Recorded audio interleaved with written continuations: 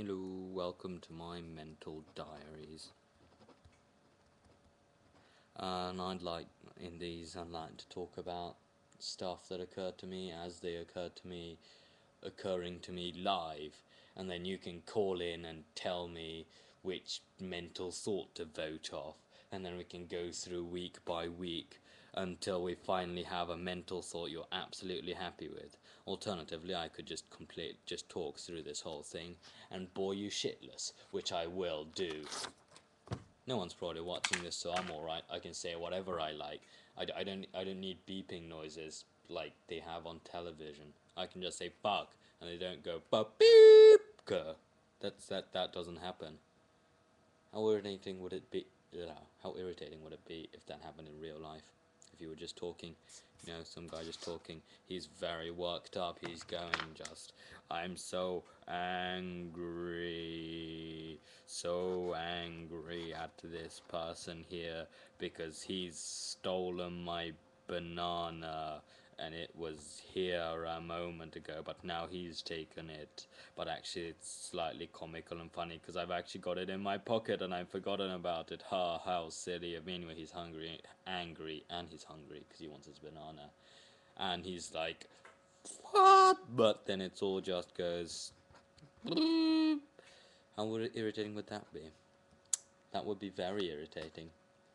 It would be like I think censoring just it goes against freedom of speech because you're trying to say something, and you're honestly trying to swear, and they don't allow that. That's against freedom of speech, I think.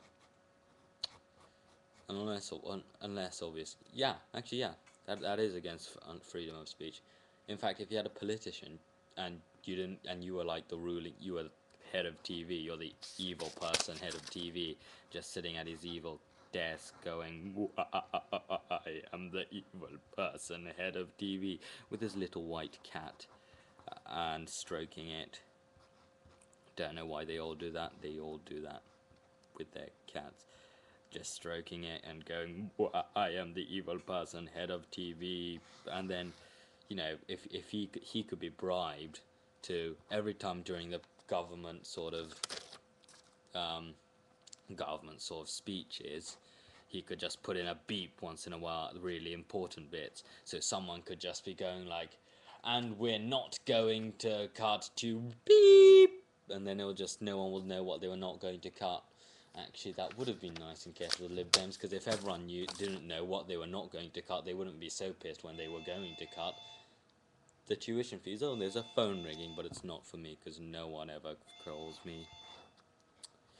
No one ever calls me. I feel so sad and lonely. So call me on this number here. I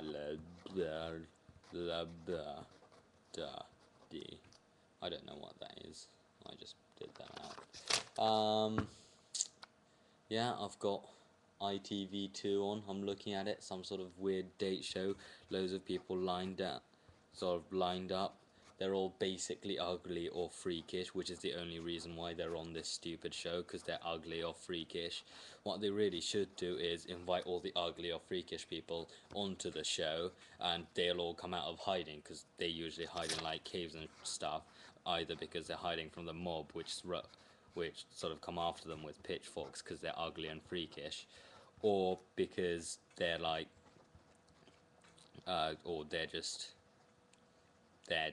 cowering from society because they don't know how to properly socially interact. And then when they call them out on these shows, there could just be a sniper sitting there somewhere and just taking them out one by one in the order of how ugly they are.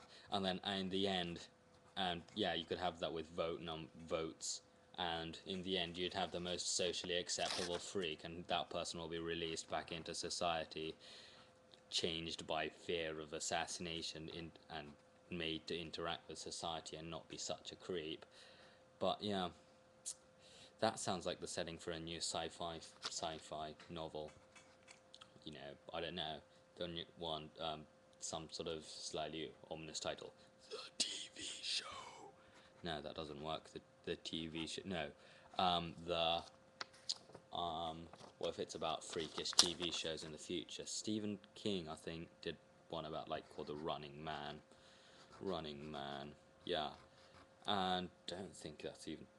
I'm trying to write this upside down. Is that even a right N? I don't know. I don't know anything anymore. No, that's the wrong way. No, that's the right way around N. No, I'm happy with that. Running Man. And yeah, so I need a snappy title like that. So please call this number now to vote in your snappy title. The vote lines will close in 3 seconds. 3, 2, 1. If you phone over the voting time, your calls won't be counted, but you may still be charged. I don't know why they still charge you. Why do they charge you? Why don't they just cut off the phone line so you can't get through? Greedy bastards, they just want your money but won't accept your vote. Yeah. Tits. Anyway, that was just general swearing. Oh dear. That is a particularly disturbing faced freak on the TV show. I think it's ITV2. They're all disturbing freaks. That's not even the contestant. That's just the person, announcer person. He looks like a real freak. Anyway, yeah, he's just there. He's so freaky. He's just got like weird eyes on stalks, just there going, "Welcome to the show. I am where freaks can interact and find other freaks with which to interact, and then eventually I do something, eventually get the relationship to a point where they can, I don't know, they're such freaks, I don't know, maybe they just asexually multiply, I don't know what happens, maybe they, I don't know, maybe they have sexual organs in their fingers, I don't know, they're just weird, disturbing people. Yeah, there he goes. Welcome to take me out. Oh, and here comes the man, bled into the studio, down an elevator. Yeah, he looks like a twat. He literally looks like a twat. He's just basically a vagina on legs. Yeah, God, I hate these shows. And I hate myself for watching it, even if it's vaguely from the side. I should change the channel to something more worthwhile, like BBC News. But it's just the same news over and over again, and it's always the depressing ones, because the depressing ones are the important ones. It's just a loop, it's just a cycle of news, it's just a depressing cycle of news. Oh dear. I think I'm gonna slit my wrists now.